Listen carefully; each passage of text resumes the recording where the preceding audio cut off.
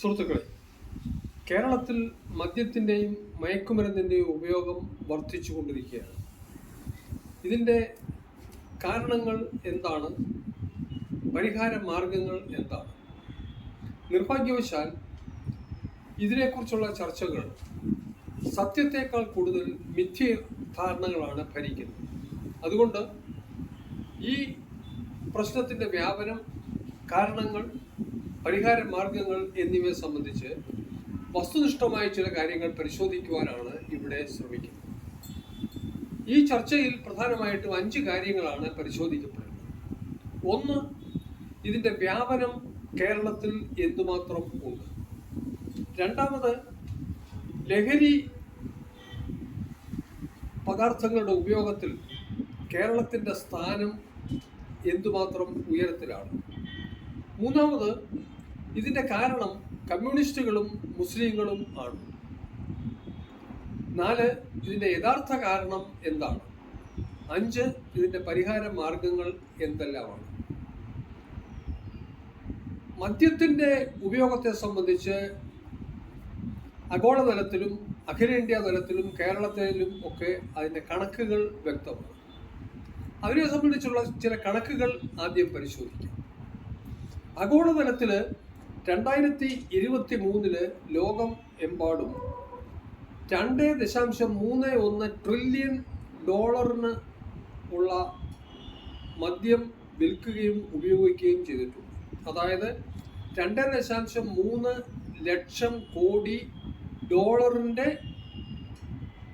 മദ്യം.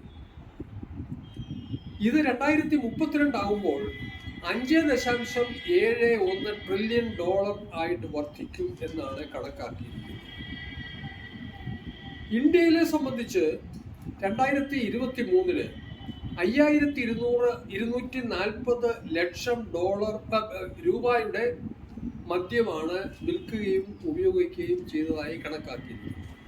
2032 ഇതിൻ്റെ മൂല്യം 58,100 ലക്ഷം കോടി രൂപ ആയിട്ട് വർദ്ധിക്കും എന്നാണ് കണക്കാക്കിയിരിക്കുന്നത്.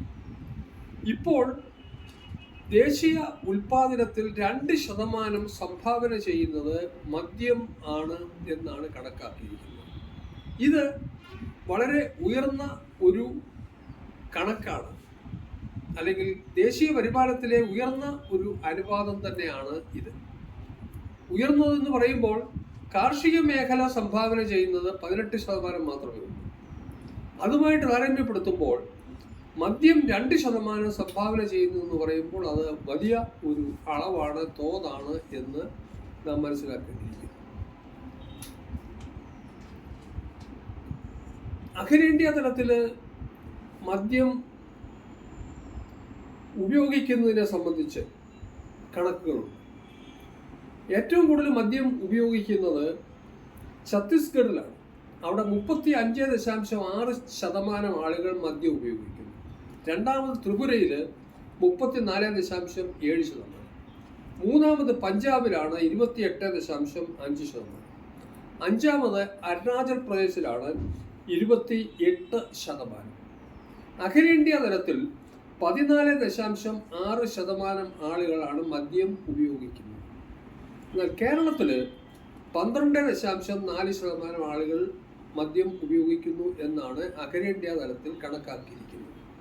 അപ്പോൾ കേരളത്തിൽ ആണ് മദ്യപാനത്തിൽ ഏറ്റവും ഉയർന്നത് എന്ന പ്രചരണം 100% വസ്തുതകൾക്ക് നിരക്കാത്തതാണ് എന്നാണ് അഖിലേന്ത്യാ തലത്തിൽ ഇതുമായിട്ട് ബന്ധപ്പെട്ട ഔദ്യോഗിക കണക്കുകൾ വ്യക്തമാക്കിയിരിക്കുന്നത്. മയക്കുമരുന്നുകളെ സംബന്ധിച്ച കണക്കുകൾ ലഭ്യമല്ല. കാരണം അതിൻ്റെ വ്യാപാരം കരിഞ്ചന്തയിലാണ് നടക്കുന്നത്. എന്നാൽ അത് ഏറ്റവും കൂടുതൽ ഉപയോഗിക്കുന്ന രാജ്യങ്ങളെ സംബന്ധിച്ച് ചില റിപ്പോർട്ടുകളുണ്ട്. അത് ഈ രാജ്യങ്ങളാണ്: Portugal, America, Netherlands, Peru, Switzerland.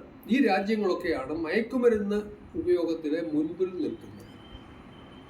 ഇന്ത്യയിലെ മയക്കുമരുന്ന് ഉപയോഗത്തെ സംബന്ധിച്ചുള്ള സാമ്പിൾ സർവേ നടത്തിയിട്ടുണ്ട്. അതനുസരിച്ച് ഇന്ത്യയിൽ 5.6% ആളുകൾ മയക്കുമരുന്നുകൾ ഉപയോഗിക്കുന്നു എന്നാണ് കണക്കാക്കിയിരിക്കുന്നത്. എന്നാൽ കേരളത്തിൽ ഈ സാമ്പിൾ അനുസരിച്ച് 2.09% പേർ മാത്രമാണ്. മയക്കുമരുന്ന് ഏറ്റവും കൂടുതൽ ഉപയോഗിക്കുന്ന സംസ്ഥാനങ്ങളെ സംബന്ധിച്ചും കണക്കുകളുണ്ട്. സിക്കിം, അരുണാചൽ പ്രദേശ്, നാഗാലാൻഡ്, മണിപ്പൂർ, മിസോറാം ഈ സംസ്ഥാനങ്ങളൊക്കെയാണ് ഏറ്റവും മുൻപിൽ. അപ്പോൾ ഇത് വ്യക്തമാക്കുന്നത് ലോകത്തിൽ ഏറ്റവും കൂടുതൽ, ഇന്ത്യയിൽ ഏറ്റവും കൂടുതൽ മദ്യവും മയക്കുമരുന്നും ഉപയോഗിക്കുന്നത് കേരളത്തിലാണ് എന്ന് സോഷ്യൽ മീഡിയയിലും മുഖ്യധാരാ മാധ്യമങ്ങളിലും നടക്കുന്ന ചർച്ചകൾ അടിസ്ഥാനരഹിതം ആണ് എന്നാണ് വ്യക്തമാക്കുന്നത്.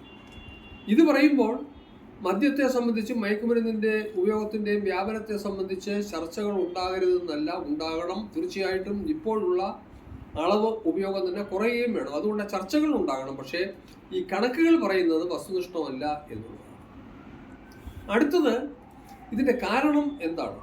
ഇതിൻ്റെ കാരണത്തെ സംബന്ധിച്ച് കേരളത്തിലെ മാധ്യമങ്ങളും മുഖ്യധാരാ മാധ്യമങ്ങളും സാമൂഹ്യ മാധ്യമങ്ങളും വളരെയധികം പെരുപ്പിച്ച് കാണിക്കുന്നത് കമ്മ്യൂണിസ്റ്റ് ഭരണകൂടമാണ്, കമ്മ്യൂണിസ്റ്റുകളുടെ എണ്ണം കേരളത്തിലുള്ളത് കൊണ്ടാണ് മദ്യത്തിൻ്റെ ഉപയോഗം വർദ്ധിക്കുന്നത്, മയക്കുമരുന്നിൻ്റെ ഉപയോഗം വർദ്ധിക്കുന്നത് എന്ന്. മറ്റൊന്ന് മുസ്ലിങ്ങളാണ്. അപ്പോൾ ചുരുക്കത്തിൽ കമ്മ്യൂണിസ്റ്റുകളും മുസ്ലിങ്ങളുമാണ് മദ്യത്തിൻ്റെയും മയക്കുമരുന്നിൻ്റെയും കേരളത്തിലെ ഉപയോഗത്തിലെ മുന്നിൻ്റെ കാരണം എന്നാണ് ചർച്ചകളിൽ ഒക്കെ മുഴച്ച് കാട്ടിക്കൊണ്ടിരിക്കുന്നത്.